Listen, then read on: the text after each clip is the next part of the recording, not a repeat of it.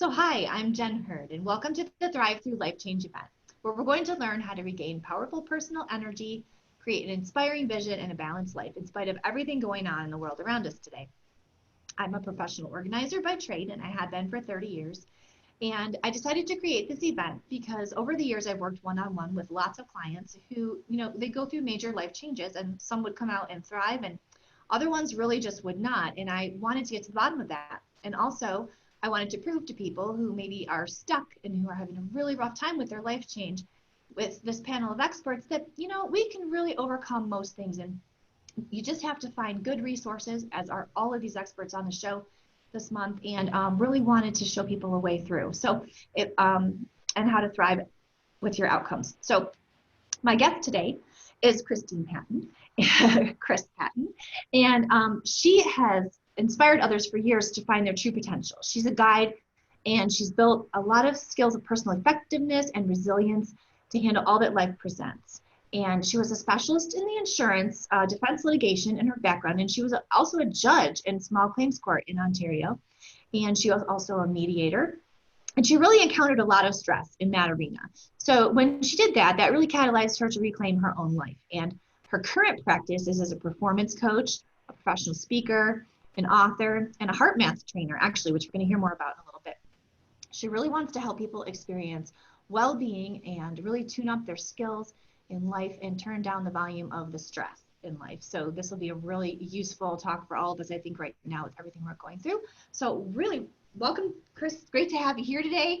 Want to jump right in and get to know you. Thank you so much for inviting me. It's a pleasure to be here with you. Yeah, that's really exciting. So you have a really just awesome presence. We had a great call last week when we were talking, and you have a book on Amazon. This is how I found you. It's called Showing Up, Becoming the Me I Want to Be.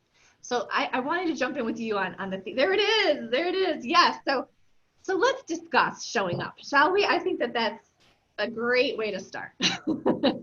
Thanks, Jen, for asking. I really appreciate this plug. And it's funny, this book came out of for about 9 years in Ontario. I'm from Ontario. I now live in Kelowna, British Columbia, but I was in the schools, mostly high school, but 95% high school for about 9 years. And I was often hired as the, motivational speaker. And I kind of ran focus groups, and I was talking to kids, and I got a real sense of where they were coming out of school and, starting their work life. I wasn't encouraged. I mean, many of them are absolutely terrified. There's a pressure to know who you are and what you want to do. Well, I mean, adults don't even know that. So how are these kids supposed to know? And guidance counselors and teachers and everyone, parents, we all do our best to help our kids, but many were still very confused. And, if you pay attention to the media, except this, right. You wonder, is there any money left in the world for me? Right. Sure. It's always a natural disaster, an economic disaster, some violence somewhere. You're looking at a world going, oh, wow, this is great. I have to become responsible for myself at some point. So kind of scary. So I thought the best way to describe what my book is about, it is available on Amazon and also on my my website, powerwithin.ca. I'll just read you a couple paragraphs, and it'll kind of bring you into what it's about. This work is for all people, young and old, who are questioning, who feel restlessness in their soul, but perhaps don't understand why. It's also for those who simply want to up their game in life, to truly show up and become all that they want to be. If you're just starting out, you may feel confused about your life or work direction. Perhaps you feel anxiety at not knowing where you fit in this world, or you don't know how to get where you want to be in life, let alone what you truly want. Some experience a more profound sense of dissatisfaction with certain circumstances in their life. That said, it's not unusual to question your life and your motives from time to time. Maybe you don't understand your decisions, or maybe you do, but feel an inability to change them. Sometimes there is an unrecognized fear about expressing yourself, or maybe your choices just don't seem to be panning out. This is life for everyone at times. Who of us can honestly say that we've never suffered this crisis of conscience? Right. If you are asking these questions, you're on the brink of a life makeover, and the answer to these questions will be as individual as you. So maybe your next move is grand or small, it doesn't matter. But, I thought this would be a really good thing to talk about, because coming out of this, because we're still not out of it. No, may go back into it and out of it a few times. Yeah. Who knows? because the dance isn't done for some of No. us. Exactly. So, every region, every country, every culture is kind of experiencing their own changes and pace through this. But regardless, I felt that this is kind of the same thing. It's emerging on a new road and not having a roadmap. Who knows what's going to happen in the world, much less how we are going to show up for it. So it's the same thing as kids coming out of, I thought, high school or college. The question is, what do I want? As I mentioned earlier, that's the biggest question. There's a saying, if you don't stand for something, you'll fall for everything. Yeah. And this truly, I believe, is the first step. So, Dr. Wayne Dyer once said too, if you want your life to change, you have to change your life. So we all have to do something in order to create change in our life. It's not something that's, again, I'm throwing a lot of axioms around, but the definition of insanity, is continuing to do the same thing and expecting a different result. So we have to really, first of all, think about what we want, but second, do something different. Do something different. And that's how I coach my clients is you and I, we're going to create a different container to as the catalyst for change in your life. And the biggest thing, again, is forming a new relationship with the self, but also asking, what do you want? And it's sad, we're not conditioned to daydream. We're not conditioned, at least out in my age group, which is significantly older than yours. We weren't taught that what we wanted meant anything. We've always gone along with what the world has said is important, or what our parents said, or our teachers, or whoever was influential in our life. So particularly in older years, and I'm asked by a lot of my clients about how they could pivot, how they can, they're dissatisfied with their career, or perhaps it's divorce or death or something. You're stepping out into a new life and reinventing oneself. The first step has to be, what do you want? So that's what I would say. Yeah. Comes out of my book. What do you want? And I think the secondary to that is, what do you like? Yeah. Because you may want to get somewhere, but you got to do something you like on the path to get there. You can't just pick something. My dad used to say his job, because of his generation, I said, well, I would always ask him, what do you do all day, Dad? And he would say, I shovel water. It didn't mean anything to him. It was just like, okay, I'm here, I'm making a paycheck, I'm doing a good job, but do I feel like I'm getting something back from it? No, I may as well be shoveling water. That was his explanation to me. And I don't think our generation, thankfully, now, or this generation of kids coming up, will be in that same position. I think they can make a lot of different choices than maybe the generations before them had, which they should see as an opportunity, really. It's true. They're being, because we're ahead in our thoughts and and research, and the internet has opened up the world to all kinds of information. And so we have the benefit of that, and they're born into that. So now it's a more natural thing for them to question and to be connected to people all over the world. They have bigger opportunity in life than really many of us had growing up. No, yeah. But that also, we're much more limited than they are now. Yeah, but that also has its issues too. That can be very overwhelming too. So it's completely. Every age has its path to walk. Yeah, I do like the aspect of what we have available with the internet now, though, is that there were a lot of careers that I didn't know existed. Right. When I was going into school, and now at least you can, discover opportunities and things that are careers that you might not have even known about. Yeah, it's amazing the things that you can or jobs that if I think back that I didn't even know were jobs when I was coming up. So and have an awareness of them to be able to say, oh, but I do like to do that, so maybe that's me. There were some statistics that came out around 2010. There was a really excellent video called The Shift or something. I can't remember, but there were some facts on that blew my mind. And one of them was, you will have 8 careers in your life, generally speaking, and 38 jobs, or something like that. And and that's normal, especially with us working remotely. We work on contract now. There's not a whole lot of loyalty going either way in terms of jobs. And it's a whole new world we all have to become conversant with. Yeah, for sure. Definitely. And speaking of that, trying to figure ourselves out as we do that, you know, and get in tune with ourselves. I think you have a very interesting program that you offer to try to help us sort out our resilience and our stamina and our ability to enter into that. So it's HeartMath Resilience, right? It's called so the HeartMath Institute is a company in California, and they've been incorporated since 1991. And the program that I am certified in is called the Resilience Advantage program. And so so we can talk about that for sure. Resilience is a hot word these days. It's a hot button. And so I'm going to start with how the HeartMath Institute defines resilience. Many people have the idea that it's you know, staying strong through adverse circumstances. Very true. Others think it's the ability to bounce back. Very true. This is what HeartMath says about it. It is, the definition, having the capacity to prepare for, adapt to, and recover from stress, adversity, and challenge. So this adds in the idea that we have the opportunity to prepare for, and that we are responsible for our own resilience.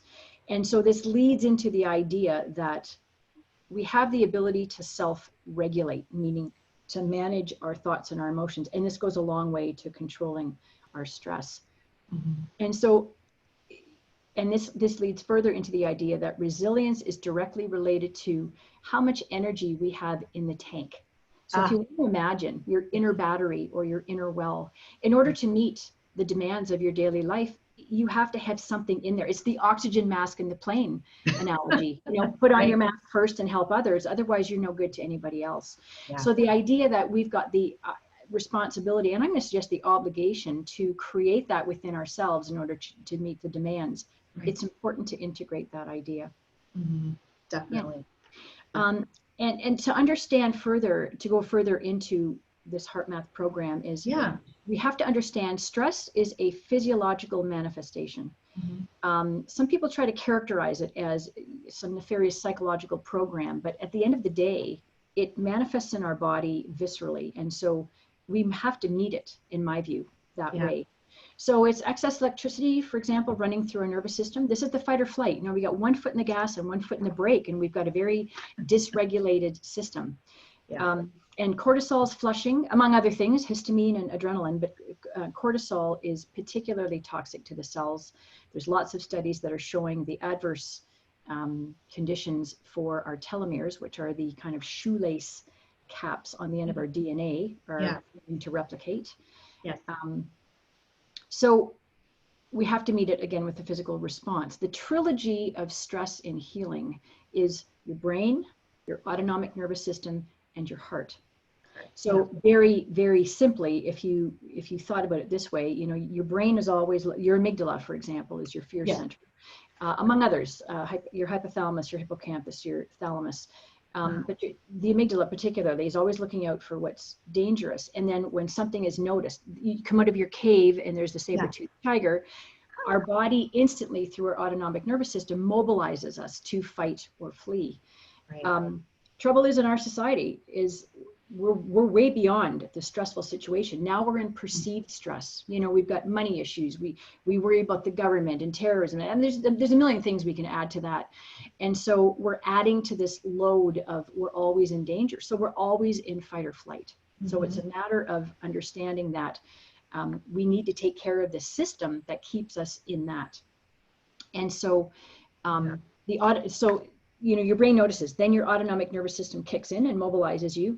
And any change in the autonomic nervous system, and this is the HeartMath research, shows that the heart rate variability. So the heart rate changes on a beat to beat basis.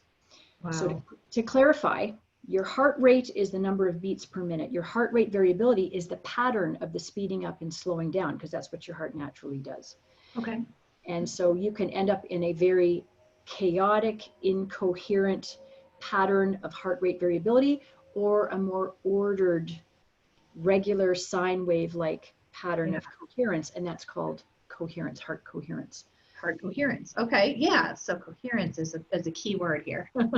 Yeah, and it's so we need to learn how to create that. We need to learn how to manage this system, intelligent energy management, applying heart math techniques, and then creating this coherence, this alignment in our body between our heart, our brain, and our body, our emotions, really. And that's got to be pivotal right now. I know I can't tell you the number of times I've had conversations with people during the COVID situation where they're saying, as in their tank is low, I'm exhausted. I've been home. I've just been sitting here, but I'm exhausted. Because what people don't realize is that when you're in that state of thinking there's a disease out there to get me all the time, and you're just in your home, so you're safe, but the body doesn't necessarily regulate, regulate based on you're in your house and you're safe. It regulates based on, I know there's this threat, and this threat is continuous. So now we're dealing with an entire population of people of the country / world, anyone that's in this constant state of arousal, a constant state of tension and anxiety, which really can wear down your adrenals and your entire system. Really, I mean, can be very, very tapped. And I think that's what I've heard in most of the conversations I've had, whether it's with other organizers who are used to being out and doing physical work all day, so we're having to sit still. So that changes your whole pattern and rhythm as well. And then it's just with people in general saying, I'm here with my kids, I'm trying to figure out what to do with them. I have friends in New York City with 6 children in a tiny little apartment, and they couldn't leave for weeks on end. And imagine trying to work from home with 6 kids homeschooling. It's crazy. So, I mean, Can't imagine. The stress levels in the homes have been through the roof. So, there's got to be, and this is amazing that there is a program that can really help you work on that self-management and that like regaining your stores of energy, and I think that's going to be pivotal for people to realize and seek out go down the road, especially if this is ongoing and we're in and out of these quarantine situations, because every time they lock us back in and they say, oh, you got to go home, there's going to be an escalation in that stress level. So how do you keep your energy? How do you hold your energy? Exactly. And how do you create energy in the body? And that's generally breath, mindfulness, but also conjuring, renewing emotion as opposed to depleting emotion. Again, managing thoughts and emotions is key to showing up in this world today. It's up to us. There's nothing outside that's going to save us. Why wait? I mean, think about this. The last time you had, anybody who's listening, you had a great sleep, for example, you conked for 10 hours or whatever is deep. That'd be blissful. I know, unheard of in my life. But, I know. You were deeply rested and you woke up and you just feel on top of the world. You feel like $1,000,000. You're magnanimous. Your life looks better.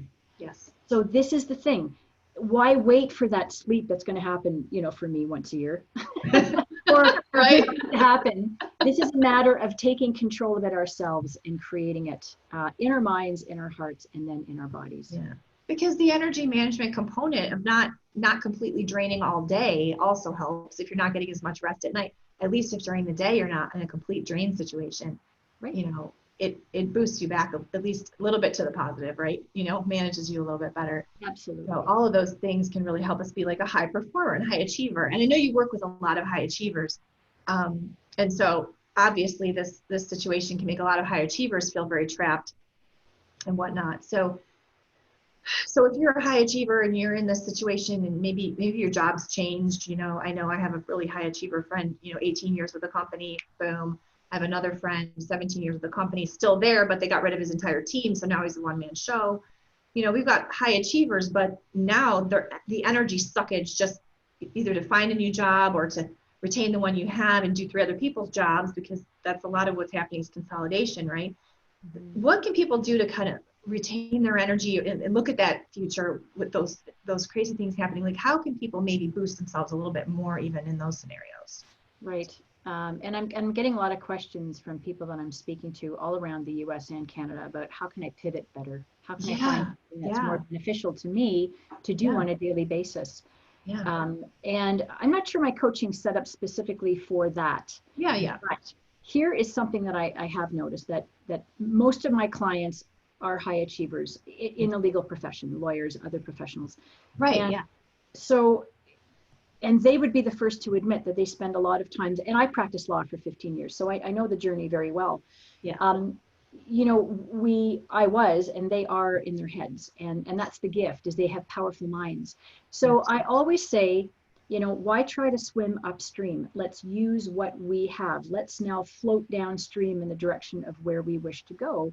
So let's harness the power of the mind. Let's visualize. Yeah. So here's my recommendation, is that when you, and again, creating that container for something new in your life, and we have to understand we live in a quantum universe. That could take us down a whole other day of yes, but that's a huge thing I'm coming to understand more about too. Yeah, it's how thoughts become things. So we have to recognize that, again, managing our thoughts and emotions is going to create momentum in a different direction. So as Esther Hicks and Abraham says, you know, search for the better feeling thought. This is really a matter of learning to pivot in your thinking, because eventually your life will pivot for you as a result of that. So what, very quickly for your listeners, something to do is 5 minutes a day, Mike Dooley says. If you have to lock yourself in a closet, do it, but spend 5 minutes and visualize. So the way to do it is to stand in your body, look out through your eyes. This is your dream. You are walking in your dream. You want to engage. First of all, you have to know what you want, you know. Don't just go into this and go, well, something's going to come. It may or may not, but you want to know what direction you want to go in. So what's something you think you like? You know, try something on. You wouldn't take a suit from the store without trying it on. So try something. So engage all the senses. What do you see, feel, hear, taste, touch? What is going on in your movie as you're moving along? You want to get all the senses. Right. And then the most important part is to understand that it's your emotions that will actually pull the trigger. So how do you want to feel in your new job, your new situation? Maybe it's a new relationship, a new friendship, whatever. Yeah. How do you want to feel? Do you feel in your job, whether you're in an office setting or you're on the farm, whatever, do you feel valued and supported and fulfilled every day? Are you working with people you love? Is it fun? Is it exciting? Is it engaging? Are you interested? Are you making a difference? Are you building yourself? Do you really feel this is part of you and how you're going to change the world? Something like that. So it's a matter of engaging, and you'll get better at it. Obviously, 5 minutes a day, you're going to get better at it as you go, and you're going to add details. So you want to feel it in a sensory way, and you want to get into your emotions. And of course, it is happening now, in the now. You're not asking for it in the future, because that's actually pushing it away. It is now, and you are grateful. So that's something that that's often what I talk to a lot of my connections about, is just visualize. And then what you do is you create momentum in a way. Then you stand back and you wait and you see what life has to show you. That's how it works. And I think that last little comment is also a really nice nugget, is about the gratitude piece, because I feel like a lot of people can get very frustrated in situations, and the frustration overtakes them, but they don't take a minute to just say, I raised my daughter every night. We would do a gratitude list every night, end of day. Okay. And if there was nothing else to be grateful for in that day that she could ever think of, we would always say, thank you for cake, because cake is always good. That was her favorite thing. So we would just say that cake exists. That's a good thing. We can be grateful for that, because there's always something, you know. But that was our little trick, you know. But you got to extract something you can be grateful for every day, because at least if you can stand in that and feel that feeling, that's that feeling again. If you're visualizing, gratitude is huge and calming, and you know, it has so many attributes to it that are just, I don't know, like you said, the good chemicals that are coming, you know, from that feeling. Yeah, speaking of biochemicals, when you engage with renewing emotion, gratitude is one of those. It's been called the purest of emotions. We've kind of messed up love in our society, but that's, again, a whole other talk. But what happens is there's a release of 1,400 biochemicals in your body with each emotion, renewing and depleting. And of course, the renewing emotion brings out the DHEA. So this is the vitality hormone. This is the youth. It keeps your veins and arteries elastic, your skin glowing, your hair beautiful, whatever. So you don't age. You don't age as quickly. Right. You're healthier, you're happier. That's the idea. The other one, the cortisol, that's the life sucking, the life depleting and life destroying chemical. So again, managing thought and emotion. And they're it's very kind of, I think, why even in the Bible it says, don't go to sleep with your anger. Don't go to sleep in anger. Because again, you're leaving all those hormones, all that stuff, all that bad yuck, you know, in your system, and then trying to let it rest. It's, you know, you want to close out with a thought that steals the day and puts you back in a place of that rest or that peace. And so gratitude's a great way to do it. Just, you know, audience, there's one. That's an excellent thing to raise, Jen. And another piece of advice, because I'm full of advice, it's crazy. But I tell people your 5 minutes before you fall asleep is the best time to do your visualizing and your gratitude list and think about all the good things that happened that day. Yeah. And you'll find as you do it, you're going to actually add to your list with time. But during the day, your conscious mind is open and your subconscious is noticing. But when you go to sleep, your conscious mind closes. Now your subconscious is open. So you are bathing in whatever you go to sleep with all night long, which is seeding your subconscious. So you want to reseed with something else. So that's the time to read inspirational literature. Do not watch the news. Do not watch violent movies or read violent books, your crime novels. Don't do that before you go to sleep. Yeah. This is the time for, again, positive, renewing, life-giving thoughts and emotions and scenarios that you build in your head. It's like marinating a steak. Yeah. Well, I think your brain processes overnight and thinks about all that. A lot of people will say, you know, oh, I watched this thing on TV and then it was in my dream that night. It's because your subconscious turns back up and is processing what you saw. But imagine if we were all putting in all that good stuff right before we went to sleep. So our brain all night long was taking in and figuring out how you could accomplish that, whatever you visualize, or, you know, processing on those positives. I think we would all be a much more positive, optimistic society if people really, like you said, you know, planted and fertilized in the evening and put a little water on it and then let it grow overnight. I think we'd be in a lot better shape. Good analogy. Excellent. Very good. Yeah, you know. So let's see, what were we going to go? Oh, I wanted to talk to you a little bit about, because what we're going to be talking about here at the end is your gift. Your gift that you wanted to give was about coherence. So I wanted to get a little bit deeper on coherence just for a minute, and then when we end this video, at the bottom of the video, Christine will have a link, and she gave a talk on coherence in more detail.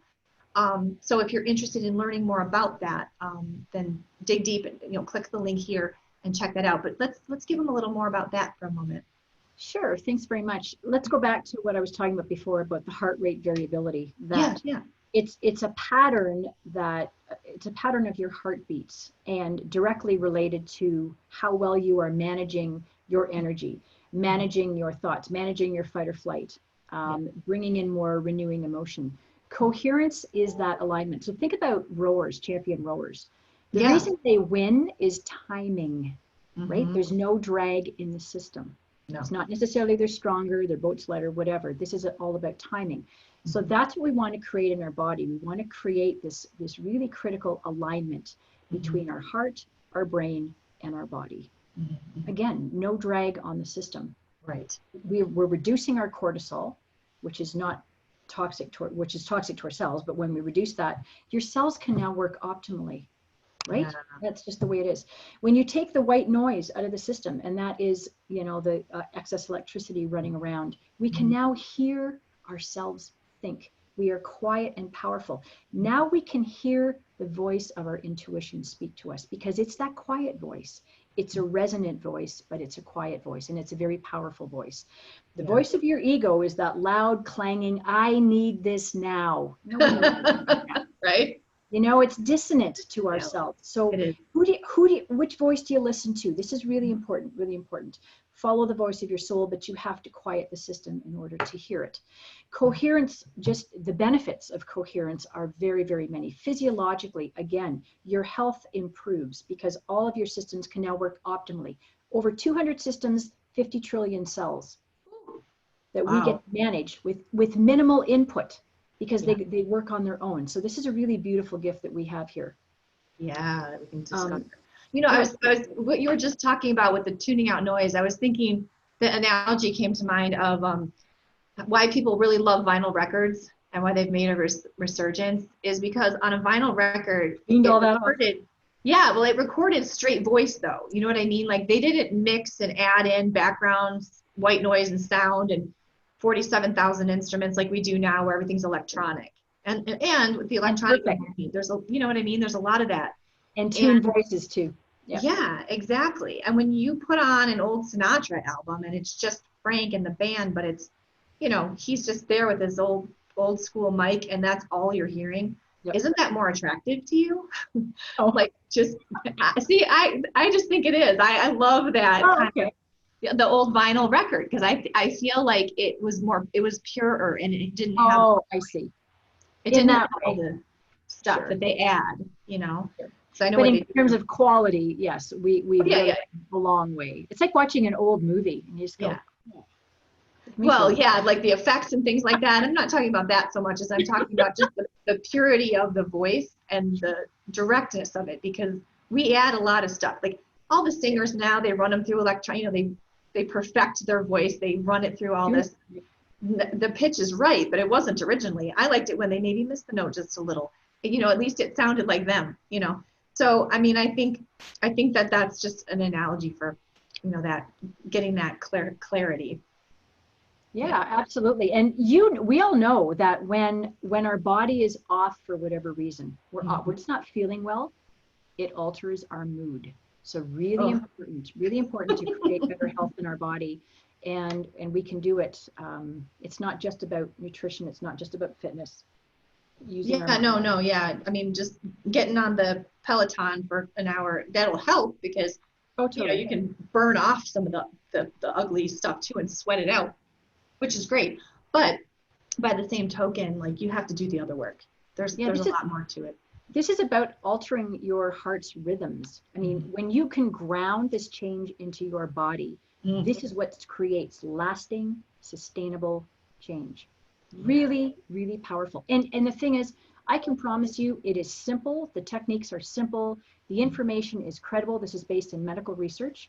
This burgeoning area of neurocardiology, so heart-brain balance, doesn't take much time, and the results are very powerful. Now, Rome was not built in a day. As with anything. Yeah. Again, 5 minutes a day. Who doesn't have 5 minutes or 15? You build up and you create this new, I call it a container, your new habit that feeds yourself. It's just for you. Really important.